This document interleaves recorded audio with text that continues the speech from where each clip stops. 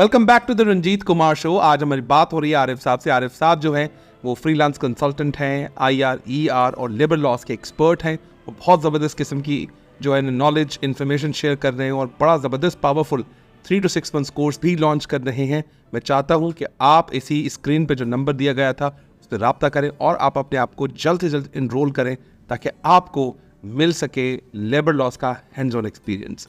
आरिफ साहब, आपसे अगला सवाल ये है कि which law specifically governs the discipline and disciplinary actions? In term of employment act 2015 ये वो लॉ है जो कि डिसिप्लिन और डिसिप्लिनरी एक्शन से रिलेटेड तमाम चीज़ें बताता है। क्योंकि होता ये था पहले कि आप आए और सिर्फ आ करके बगैर किसी वजह के आपने टर्मिनेट कर दिया। बिल्कुल सही। अच्छा, उसको रेगुलराइज करने के लिए उन्होंने कहा कि जी एक अपॉर्चुनिटी तो दी जाए, जो भी एलिगेशन है एम्प्लॉई के ऊपर, तो वो फिर शो कॉज एक तरीक़ेकार बताया गया कि आप इसको पहले शो कॉज देंगे, उसके बाद उसका जवाब मांगेंगे। वो जवाब अगर मुतमईन नहीं है फिर आप इंक्वायरी इंस्टीट्यूट करेंगे, इंक्वायरी ऑफिसर एक अपॉइंट किया जाएगा। बिल्कुल सही। उस एम्प्लॉई को जो है वो कॉल करेंगे, वो एम्प्लॉई में इंक्वायरी में हाजिर होगा। ठीक है, तो वो पूरा एक कंप्लीट तरीका है। अच्छा, अब आइए डिसिप्लिन के जो मतलब किन चीज़ों पे डिसिप्लिन टूटता है।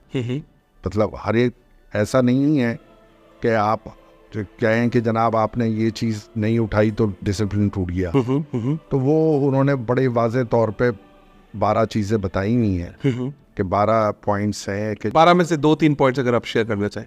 और ज़्यादातर तो यही होता है कि आपका अटेंडेंस का इशू है, मतलब लेट कमिंग है, ठीक है, हैबिचुअल एब्सेंटिज्म है, absent without permission for more than 10 days है, ठीक है, राइटर्स बिहेवियर है, डिसऑर्डरली बिहेवियर है।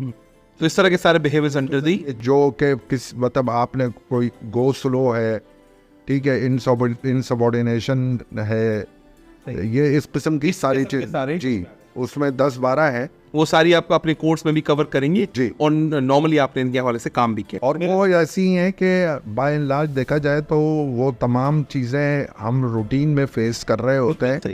और अगर आप सही तरीके से उनको सही डिसिप्लिन पे लाना चाहते हैं तो पहला तो तरीक़ेकार ये है कि काउंसलिंग की जाए। बिल्कुल ठीक है। और उसके बाद फिर अगर नहीं हो रहा तो उस तरीके के तहत आप निकालें। बिल्कुल, वरना वो जाएगा लेबर कोर्ट में और फिर वो रीस्टेट हो जाएगा जब ये तरीका अगर आपने नज़रअंदाज किया। मेरा अगला सवाल सर आपसे ये है कि is it mandatory to issue service certificate to the employee? Yes. If yes, how? हमारे यहाँ बड़े आम फहम तौर पे ये होता है कि रिज़ाइन कर दिया तो सिर्फ और सिर्फ जो उसकी अपने हाथ की लिखी हुई रेजिग्नेशन की चिट्ठी कह लें या रेजिग्नेशन लेटर कह दें, उसी को एक्सेप्टेड करके बस चलता कर दिया और उस पर क्लियरेंस सर्टिफिकेट जनरेट हो गया और उसने साइन ऑफ करवाया क्लियरेंस सर्टिफिकेट मुख्तलिफ डिपार्टमेंट से और ला करके अपने अकाउंट्स में सबमिट किया, पेमेंट हो गई। बिल्कुल सही। इसका सही तरीका ये है कि आप एक्सेप्टेंस ऑफ रेजिग्नेशन बनाएं जो कंपनी अपने लेटर हेड पे इशू करेगी और फिर एक सर्विस सर्टिफिकेट भी दें। बिल्कुल सही। ठीक है, मत उस पर बेशक आप तारीफ लिखें, आप सिर्फ इतना ही लिख दें कि जनाब वो इस तारीख से इस तारीख तक इस कैपेसिटी में हमारे पास मुलाजिम था, लेकिन ये होना ज़रूरी है ताकि ये उसका हक है और लोगों को पता ही नहीं है। फिर वो ये होता है कि बेचारा कहीं फंसता है, कहीं बाहर जा रहा है, कहीं कुछ हो रहा है, तो फिर वो आपके पास आता है, आप कहता है पर्सनल फाइल नहीं है हमारे पास और क्या प्रूफ था, वो फिर वो खुद धक्के खा रहा होता है। तो मतलब बाय लार्ज ये मैंडेटरी रिक्वायरमेंट है। तो इस तवस्सुस से मैं ज़रूर कहूँगा कि इस चीज़ को इंश्योर करें कि जब आपने उसकी पैदाइश का सर्टिफिकेट दिया था यानी अपॉइंटमेंट लेटर, तो उसको फिर डिपार्चर का भी लेटर दिया, ठीक है, उसका भी आप दें। बिल्कुल। मेरा अगला सवाल सर आपसे ये है कि what is Sindh factories act and briefly what it covers? Sindh factory act पहले वो जैसे मैंने बताया था कि फैक्ट्री एक्ट 1934 था, ये जो पाकिस्तान में चल रहा था, उसकी अमेंडमेंट्स होती रहीं मुख्तलिफ अदवार में। ठीक है, तो फिर सिंध फैक्ट्री एक्ट जब डेवोल्यूशन हुआ तो इसका नाम फिर सिंध फैक्ट्री एक्ट के तौर पे आया। उसमें 2-4 चीज़ें उन्होंने नई डाली थी, बाकी तकरीबन वो ही रेप्लिका किया था। सिर्फ उन्होंने ये किया था कि एक 8 छुट्टियों की बजाय पहले सिक लीव 8 थी, अब 16 कर दी गई। सही है। फिर एक स्प्रेड ओवर का पहले प्रोविज़न नहीं था, इसमें स्प्रेड ओवर का प्रोविज़न डाल दिया था उन्होंने कि 10.5 घंटे से ज़्यादा आप काम नहीं लेंगे। पहले वाले फैक्ट्री एक्ट में 1934 में वो साइलेंट था। तो ठीक है, 1-2 प्रोविज़न और उन्होंने डाली थी, वरना मेजरली यही है। तो हम जब कोर्स करेंगे तो इस पर डिटेल में मज़ीद बात, पूरा फैक्ट्री एक्ट कवर होगा। अब ये कवर क्या क्या करता है, ये बेसिकली पूरी फैक्ट्री को चलाने का तरीका बताता है। बिल्कुल सही है, जिसके अंदर आपका क्लीनिंग है, ठीक है, हाइजीन है, उनकी हेल्थ है, वर्कर्स की टाइमिंग्स है, ओवर टाइम है, छुट्टियां हैं, फिर क्या कहते हैं एडोलसेंस अगर आप हायर कर रहे हैं उनका तरीक़ेकार क्या होगा। सही है। फिर पेनल्टीज़ हैं, इंस्पेक्शन किस तरह होंगी, मशीनरी को कवर किस तरह किया जाएगा, हेल्थ एंड सेफ्टी से रिलेटेड है। ऑल्दो हेल्थ एंड सेफ्टी का एक सेपरेट एक्ट भी है हमारे पास, लेकिन इसका एक चैप्टर 4 जो है अपना सिंध फैक्ट्रीज एक्ट का, वो इससे रिलेटेड है, हेल्थ एंड सेफ्टी से। ठीक है, तो इस तरह से मज़ीद बात जी। ठीक है जी। सो एक और क्वेश्चन आपके लिए बनता है सर, हु इज़ ऑक्यूपायर और notified manager in factory act? ये ऑक्यूपायर और नोटिफाइड मैनेजर जो है ये बेसिकली पॉइंट ऑफ कांटेक्ट है। जब आप फैक्ट्री रजिस्ट्रेशन के लिए दरख्वास्त देते हैं, अपना लेटर देते हैं लेबर डिपार्टमेंट को, तो वहाँ आपको एक नामजद करना पड़ता है कि हमारा ऑक्यूपायर कौन होगा इस फैक्ट्री का, ताकि वो ही फिर इन तमाम चीज़ों की, जो भी अगर कोई हादसा होगा, कुछ होगा, तो वो ही सब चीज़ें लाइजॉन करेगा अपना लेबर डिपार्टमेंट से। जो कुछ रेगुलेशंस होंगे उनका इतलाक़ की जिम्मेदारी उसका होगा, उसकी जो भी लॉज है उनकी पासदारी करना, सब कुछ करना। एक्सीलेंट।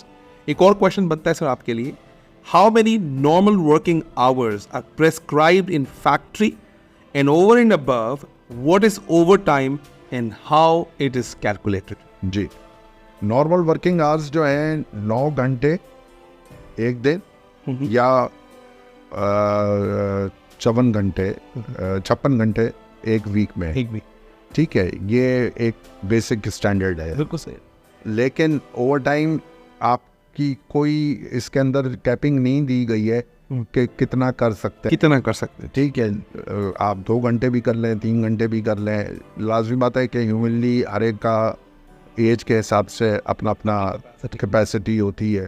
और वो ह्यूमन बॉडी भी तो है, मतलब 4-5 घंटे लोग, मुझे लगता है कि कभी कभी इसकी वो एक ना उसका बाईपास रास्ता भी निकाल लेते हैं, पैसे बन रहे हैं, ओवर टाइम लगाओ। नहीं, वो हमारी देखें, उनका भी बेचारों का क्या करें कि जब इकोनॉमिकल कंडीशन आपको, हाँ बिल्कुल ऐसे, तो उनके लिए ज़्यादा ज़रूरी पैसे होते हैं, तो वो बहरहाल उससे के लिए वो मना नहीं करते हैं। बिल्कुल ऐसे। और इसकी कहीं ममानियत भी नहीं है कि कितना आप ओवर टाइम्स कर सकते हैं, ऐसे करते हैं। अब आइए इसकी पेमेंट, वो जो आपकी तनख्वाह है उसका डबल रेट ओवर टाइम का वो जी। बिल्कुल ऐसे ही। तो आखिरी सवाल करते हैं ब्रेक से पहले, मजीद पर सवालों का सिलसिला जो आपसे जारी है उसके हवाले से हम बात करेंगे। एक और सवाल है ब्रेक से पहले जी, what are the classification of leaves and how worker can avail them? अच्छा, इसमें मैं थोड़ी सी वजाहत कर दूं कि चैप्टर 5 है जो लीव से पूरा पर्टेन करता है, और उसके सेक्शन हैं 73, 79, 80। ठीक है, और इसमें थोड़े और क्लियर कर देते हैं कि जो हमारे यहाँ तरीक़ेकार ये है कि नॉर्मली जो संडे को बुलाते हैं उसके लिए ओवर टाइम पे कर देते हैं। हाँ। लेकिन कानूनी तौर पे संडे की जगह या तो 3 दिन पहले आप छुट्टी दे दें या 3 दिन के बाद बात है। ठीक है, बाकी जो आपकी फेस्टिवल हॉलीडेज हैं उनका तरीक़ेकार अलग दिया हुआ है कि अगर आप उस पर बुलाएंगे तो उसका क्या तरीक़ेकार होगा। हाँ। वो तकरीबन 400% पड़ जाता है, क्योंकि 2 छुट्टियां देनी पड़ती हैं और ओवर टाइम देना पड़ता है। बिल्कुल, तो वो 400% आप। बिल्कुल। आरिफ साहब, thank you very much for all the answers, amazing. छोटा सा ब्रेक लेते हैं, ब्रेक के बाद आके फिर सवालों का सिलसिला आपसे शुरू करते हैं, और देन हम लोगों को बताएंगे कि आप अमेजिंग तरीके से कैसे लेबर लॉ के एक्सपर्ट बन सकते हैं। और आरिफ साहब ने जो अपने हाथों से काम किए हैं, लोगों को कंसल्टिंग दी है, अब आपके सवालात ही बता सकते हैं कि कोर्स कितना खूबसूरत और बेहतरीन हो सकता है। मिलते हैं छोटे से ब्रेक के बाद, कहीं मत जाइएगा। God bless you.